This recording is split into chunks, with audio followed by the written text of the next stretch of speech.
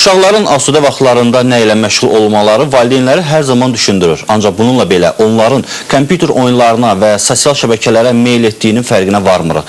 Psixoloqlar isə bu cür meyllərin uşaqlara mənfi təsir edəcəyini vurğulayırlar. Nəzərə alsaq ki, məktəblər bağlanıb və şagirdlər yay istirahətindədirlər, deməli asudə vaxtları da boldur. Bəs görəsən, bu asudə vaxtı düzgün dəyərləndirə bilməyənlər sonda hansı nəticələrlə üz-üzə qalmaq məcburiyyətindədirlər?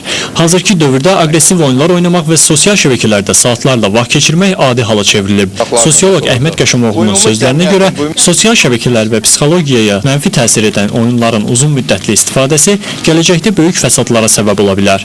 Çünki uşaqlar əgər ünsiyyətə olan ehtiyacını sosial şəbəkələrdə axtarırsa, sonradan cəmiyyətdə onların öz yerini tapması müşkül məsələyə çevriləcək. İlk növbədə isə itirilən sağlamlıqdır. Bu yeni nəsil həmin o sağlamlığını itirməklə bərabər eyni zamanda öz karyeralarını da itirirlər. Çünki gecə-gündüz artıq bu sahədə fəaliyyət göstərənlər sağlamlığı zəif olduğu üçün deyək ki, elmlə, təhsillə məşğul ola bilmirlər. O biri tərəfdən də elə bu qədər ona vaxt ayıranın heç təhsilə, elmə vaxtı olmur ki. Uşaqların bu cür mənfi vasitələrdən uzaq tutulmasında valideynlərin üzərinə böyük məsuliyyət düşür. Həkim psixoloq Günel Zeynalova deyir ki, aqressiya doğuran oyunların uşaqlara təsiri həm fiziki, həm də mənəvidir. Uzunmüddətli kompüter qarşısında oturan şəxslərdə gözlər və boyun əzələləri, həmçinin əllər daim gərgin vəziyyətdə olur. Bu isə bilavasitə beyni tarım vəziyyətdə saxlamaq deməkdir. Bundan əlavə oyunların yaratdığı aqressiya uşaqların psixikasını pozduğu üçün gələcəkdə yarana biləcək fəsadlar sığortalanmış olur.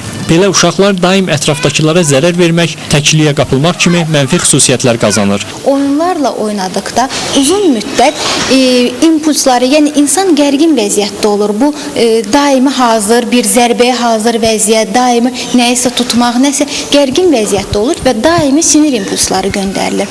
Daimi sinir impulsları göndərildikdə bir istiqamətli, digər istiqamətlər, məsələn, yaddaş, qavrama, diqqət, düşüncə zəifləmiş olur. Həkim onu da bildirdi ki, bütün bunların qarşısını almaq üçün uşaqların texnologiyadan istifadəsini nəzarət altında saxlamaq lazımdır.